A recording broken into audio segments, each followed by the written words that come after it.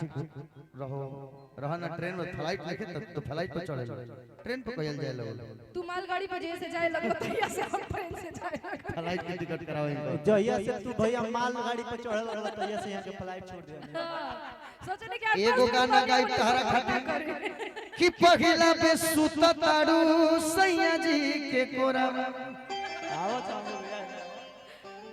बड़ुए नी होरावा जनी हो खेती हो भोरावा दीपिका को तने झिटका कहे लगे ना हां बंदर कहा अरे तो बरसे तो प्यार के अरे बदरिया राम जी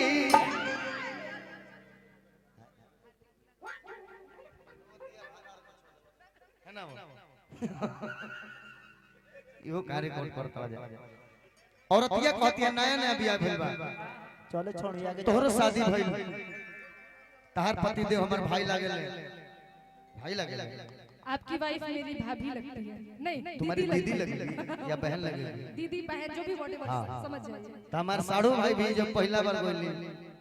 तो हमार साढ़ू भाई के सामने जाके भगवान से कहतड़ी हर तबर से न प्यार के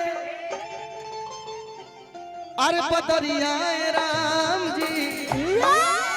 दीपिका तू कहलू जौन बात आई हो दादा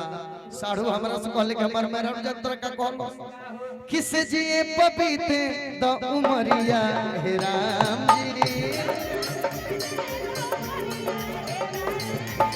से जिए पपीते द उमरिया हे राम जी पहिला पे सुततनी सैया जी के कोरावा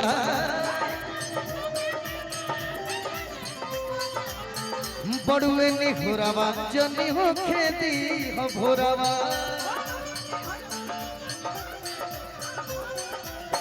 बरसे न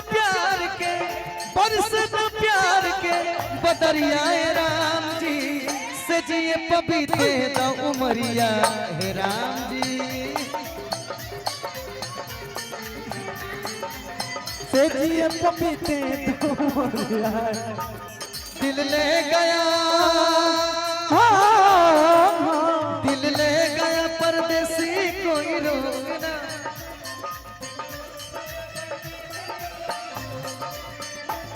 क्या होगा मेरा सोचना था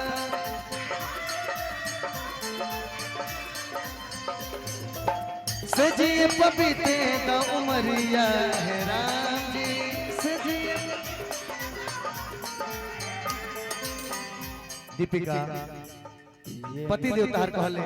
अब पति देव से तू कहलू यही बात कहते हैं लाइन हमारे आवता हम का कहत है हमरो मुंह से सुन लो बोल भैया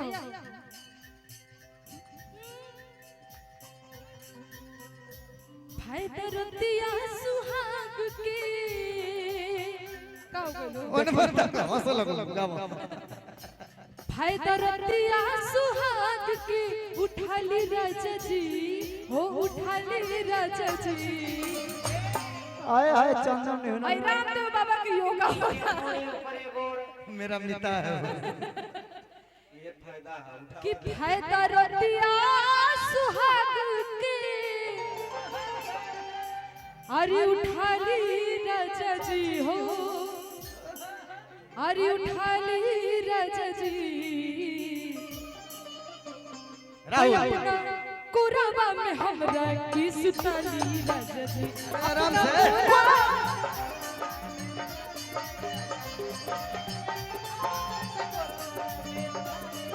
फायदा रतिया सुहाग के फायदा रतिया सुहाग के उठाली राजा जी हो उठाली राजा जी कि अपना कोराबा में हमरा की सुताली अपना कोराबा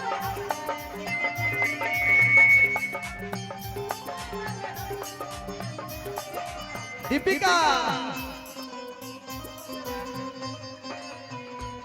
कभी यार कभी पार लगती रे नजर। ना ना ना ना ना ना।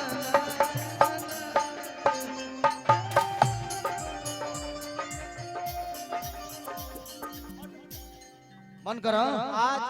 दर दर दर दर दर दर